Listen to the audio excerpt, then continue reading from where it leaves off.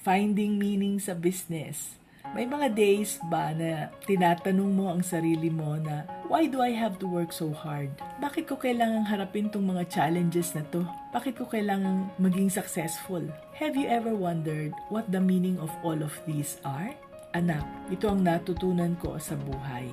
Finding meaning in my business is about connecting with my purpose, my values, and my impact on the world. It's about creating something that matters, something that makes a difference.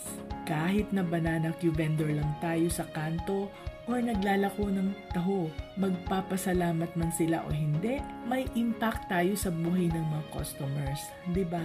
Kaya sa mga panahon na nagkakaroon ka ng self-doubt, tanungin natin ang sarili natin.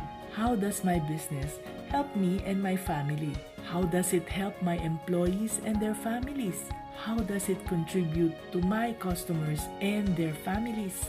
How does it contribute to the greater good?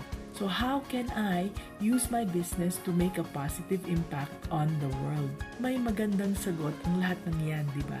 Tandaan mo anak, ikaw lang ang binigyan ng Diyos ng ganyan na talent so that He can bless many people through you. So, be business-minded, Pinoy.